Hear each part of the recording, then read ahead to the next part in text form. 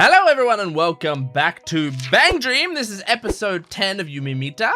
Last episode, what happened last episode? Let me look at my little notes here. I have written that there's an obsession with Viola, which obviously is coming from Miyako. So we still have this sort of Miyako arc going on. She's sort of in this bubble.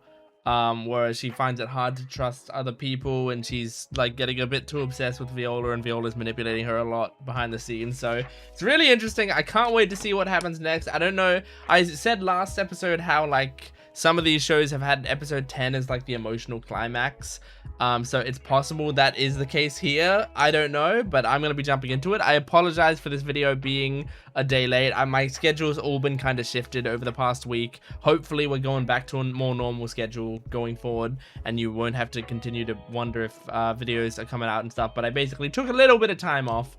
But I think I should be able to seep back into the regular schedule now. So support the video if you can, liking, commenting, and subscribing, and go to my Patreon account if you want the full-length reaction, early access, and exclusive videos. Let's jump into this BanG Yume-Mita episode 10. Aww.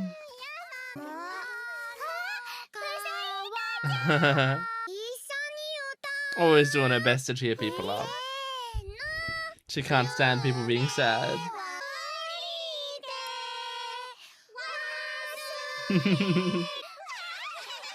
Aww. Yeah. She likes just doing sing-alongs with kids. That's cute. Might work less and less as you get older. Works very well with kids.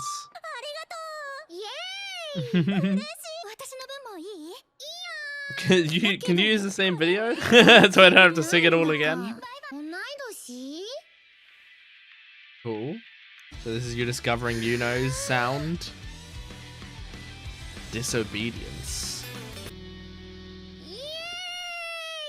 Her little fang.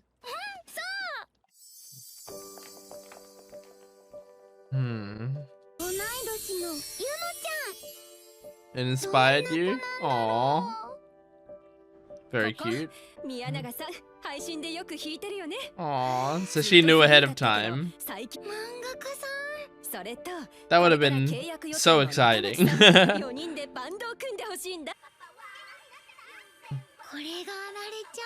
Aww. I mean, it does sound like a dream come true. All these awesome members of the band. And then they all go through a lot of drama. Aww.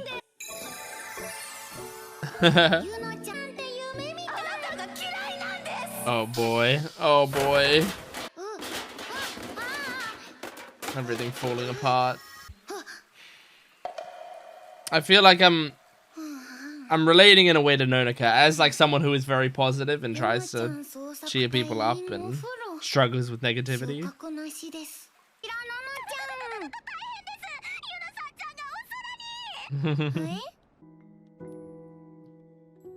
Oh, Yuno at the aquarium alone.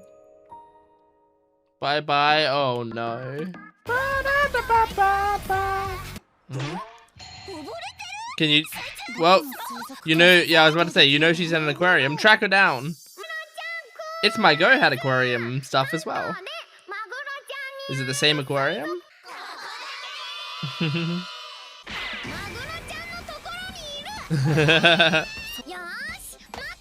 Don't worry. She knows exactly where she is. Good question. Genuinely. But maybe you can still be there to support her regardless of if she comes back or not. Oh my god. Raleigh was the one hurt by that.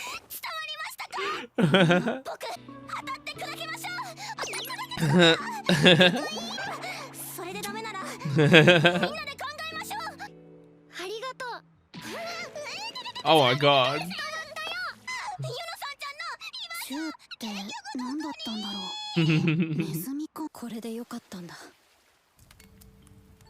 You okay, Yuno? 仕事だと割り切ればうまくやれる。But you weren't? Oh. Were you seeing it as fun? Oh.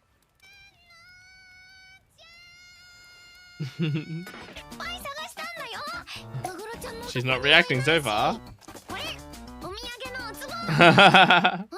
Oh. We're friends. I kind of want Nonoka to like yell at her a bit. Oh, that Ferris wheel is cool. Yeah. Pretend? Uh-huh. Mm-hmm. Some of those things people have said. Yes!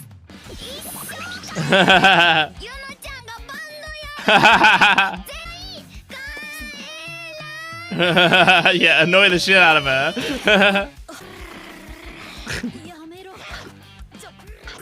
Oh my god, she's biting her. Oh, you brought Miyako? Damn. She's just growling now. Oh yeah, you've never seen her.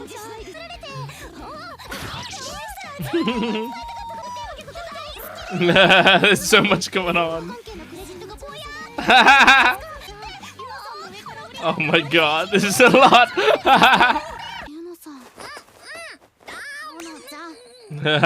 Good job. You gotta cover her mouth. Yeah, talk about it. I like this orange head girl.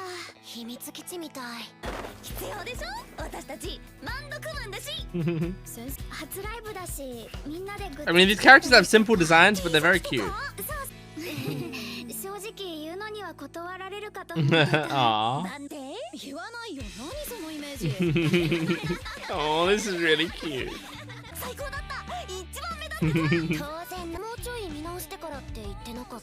I'm getting a whole band anime in this part of the episode.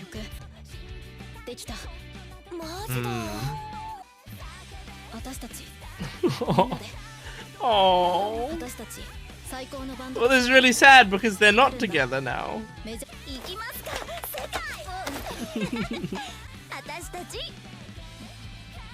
This girl's so cute. Oh, don't montage it for me.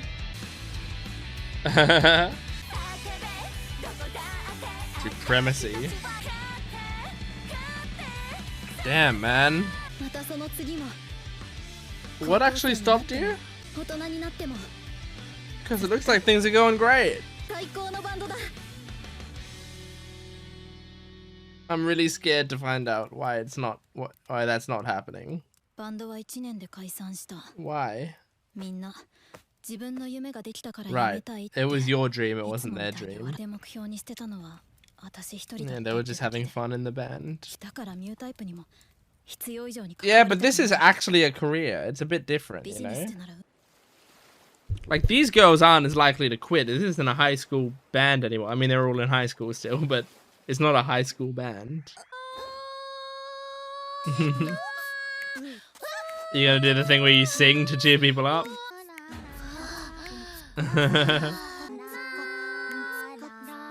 Are they even singing the same thing?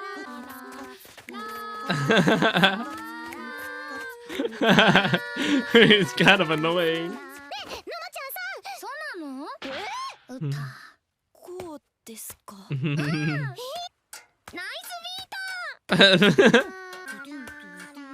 It kind of sucks. I love that it kind of sucks.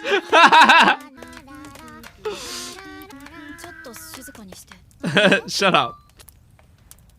Oh, do you want to sample the fire? Something about the simplicity of the scene I really like.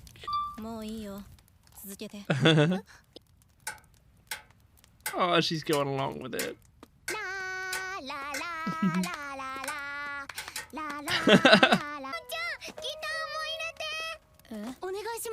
Oh, they're like live composing it.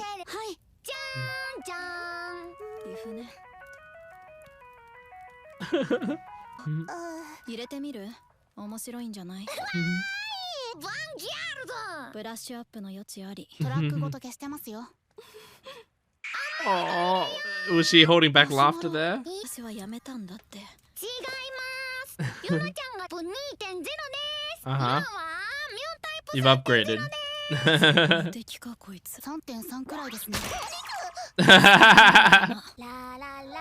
This is great. I really like this. It's not as much of like an emotional like catharsis, but it's kind of messy and I like it. いいんじゃない。Oh, she kicked off her shoes. Was she still wearing socks? Well, of course you guys agree. It's these two that are the problem. She's laughing. Don't drag her in. Trying to drag Miyako in. Damn, man. How nice. You know, I really liked that episode, and it was quite different from the like solving problems of a band. I mean, I don't know if every problem's gonna be solved now, but like the solving problems that these shows generally do, which is like you need to have like one big emotional catharsis moment. And obviously I love those sorts of episodes where they can have like one huge one, right? But I think this is a really interesting way to do it. This to me feels way more like way closer to how like problems actually kind of get solved in my life, at least, where like sometimes I will have fallings out with people, fallings out, I don't know. I will have falling outs with people, I guess, that you know are very serious, and it's like I'm trying to figure out like how the fuck do I do it, and sometimes really all it takes is like a combination of time and for things to like just to help the other person feel like things can be normal feeling again, you know? I think sometimes what people struggle with is the idea of like, oh, things are not gonna feel normal about this around this person again, so I just kind of have to stay away from them. And I think with a situation like this, like someone like Yuno would be struggling with the idea of like, you know, I'm having these conflicted feelings about the band, and so I don't really want to be part of it. And also like if I think like there's a subconscious idea of like, if I'm not 100% on this, like it's not worth being only partially in this band and like dragging everyone else down with like me not really wanting to be a part of it or whatever, you know, like it just doesn't seem right for me. And I think in this scene they're sort of all goofing around, they're all doing kind of nothing, and she just has her role in that situation, you know, like her role is to make the tempo and to put the beat together, you know. And like I think her having that small role, like it helps her feel like there's a purpose to her being there. And I think that really like that scene really comes together as like they're making this beat together and it's kind of shitty, you know, and it's messy and it sounds bad at first, but like it doesn't matter, they're having fun with it, and then slowly over time they're gonna put the pieces together, and that's like what's really important, you know. So like with this band, sometimes it's a combination of like, is this a business thing? Is it for fun? Like, are the people who are there for fun, are they not going to be doing the business side of things properly? Are the people who are there for business not going to be able to do the fun side of things properly? And here, it kind of showed that the band can do both. The band are kind of goofing around, having fun, but like, there was the point where she was like listening to the fire and she wanted to record it or whatever, and she was like, everyone shut up a second. And everyone shut up.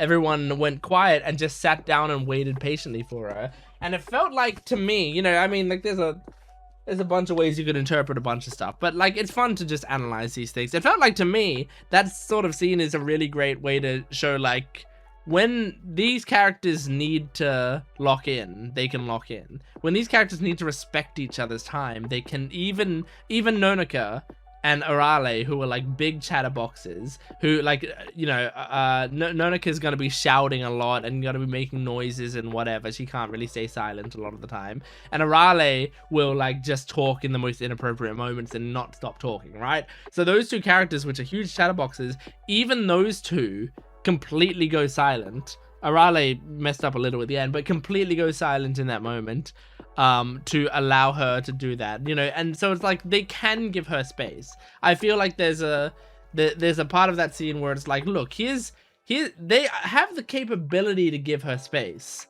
They are just in this situation choosing not to give her space because they genuinely feel like they want to show her that that it's like that they want her in the band and that they want to feel comfortable. And also I think there's something to what Nonoka said, which is like, I like that Nonoka got a little angry where like Yuno was like, just leave me alone or whatever. And like people have been implying to Nonoka that she's being fake a lot of the time, and I think she's getting very frustrated at that. And I think in that situation, she was like, no, you know what? You and Miyako are actually being a little selfish. And you're being selfish because, like, in a way, you're looking out for your own interest, which is something that you should be doing. But it's almost like in doing that, you're acting like I'm being selfish. And I'm not really. I'm trying to help you out. So now in this situation, if you're going to be selfish, I'm also going to be selfish. Like, your way of being selfish is you want to stay out of this band, you want to not talk to us ever again. My way of being selfish is that I want to be around you. So if you're going to do what you want to do, I'm going to do what I want to do, and I'm not going to leave your side. I'm going to like jump on top of you and stuff.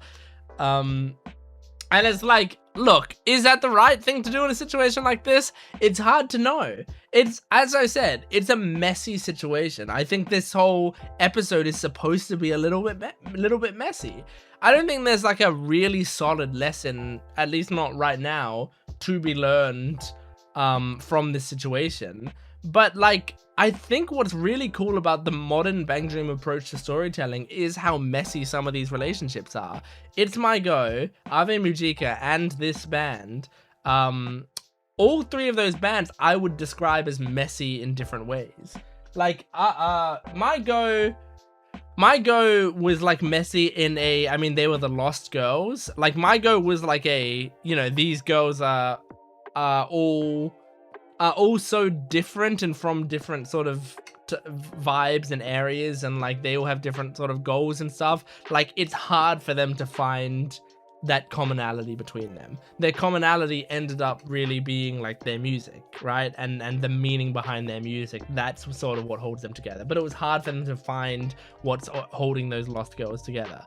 Ave Mujika were like drenched in trauma and toxicity. Like, their entire band was entirely traumatic, entirely problematic.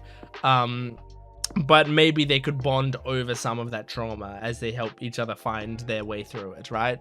This band, I feel like, they, like, I don't know exactly how to define them yet. And I think that's part of why it feels so scattered, because I don't have a consistent thing to link them together. And so in a way that does make it similar to My Go, where it does feel like they're all from different walks of life, dealing with different levels of problems. Some of them don't have as many problems as the others do, but again, it's all brought together by like their connection with one another. So yeah, I'm not sure. I still need to watch the remaining episodes of this show to see exactly what I feel like brings this band together and you know, connects them. But I really liked this episode for how messy it was. But it was just very adorable. I liked it a lot. I also really liked seeing Yuno's ex band, Supremacy. What a cool little band, and like what nice people.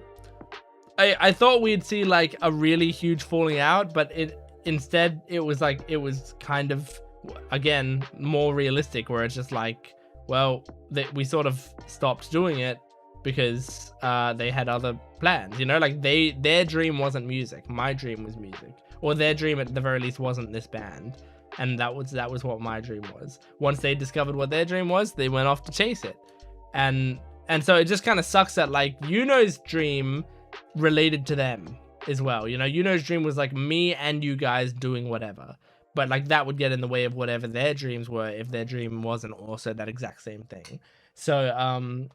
So it kind of sucked, and I think now Yuno's struggling to let herself fall into the trap of having a dream like that again that relies so much on other people. And instead she's like, no, instead, you know, I'm still gonna make a living with music by writing your songs and stuff, but I'm not gonna fall into the idea of like following those dreams again. But now she's gonna hopefully follow those dreams again, so it's really cool. But yeah, Nonika at the start of this show, I was like, well, clearly she's my least favorite character. Like, she's the one I find least interesting out of all these characters. But as it's gone on, like, maybe that's still true, but only because I've found everyone more interesting, including Nonika. I find Nonika really interesting now, and I also relate to her a lot because, like, I hope I'm not not fully like Nonika, and that she's like sort of airheaded and loud and a bit annoying, and I'm using annoying in a very endearing fashion. I find her endearingly annoying, right? Like in the same way like Luffy from One Piece is like endearingly annoying. But you know, like the character like is very, you know, positive and like needs people to be happy and stuff. That side of things I relate to a lot. I'm kind of obsessed with people's happiness, and I really want everyone around me to be happy as much as I can help it, you know. I try to please people as much as I possibly can, and so like a lot of the time when I get like a hate comment on my videos, which happens a decent amount, right? You especially on the internet, you see enough people, you get hate comments. It happens, right?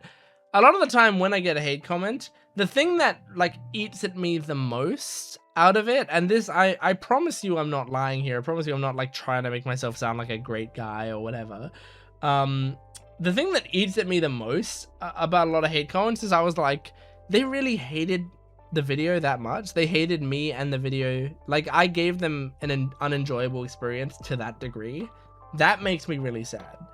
You know, people will leave comments calling me ugly or annoying, or saying I talk too much, or I'm, you know, I'm really stupid. I made a stupid conclusion. I wasn't paying attention properly. You know, like people say stuff like that often, and like, you know, and it sucks, and like I'm not gonna say it doesn't hurt. Sometimes it does. So I have a pretty thick skin. I've been on the internet for a long time. My videos have gone out to quite literally millions and millions of people, easily tens of millions of people, maybe more. And so like I know, I know sort of how the internet works, and I'm often prepared for people, like people's sort of reactions to me, but like it still kind of bums me out. But like really, I have an obsession with people being happy, and like in real life especially, if someone doesn't like me, even if I don't like them, I want them to like me, and it really eats at me when someone doesn't like me.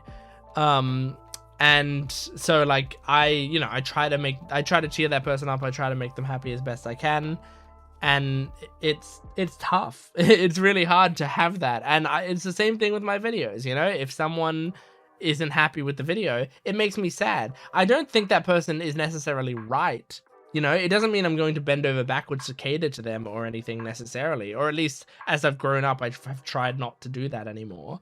Maybe I did a little bit when I was younger, but at the same time I will struggle with it. So because of that, like Nonika kind of struggling with the negativity around her, I do relate to that quite a bit, and I find her character very interesting and great. So anyway, that's BanG Dream, Yume-Mita, episode 10. Thank you for joining me. Make sure to support this video if you can, liking, commenting, and subscribing. And go to my Patreon account for full-length early access and exclusive videos. I will see you next time. Goodbye.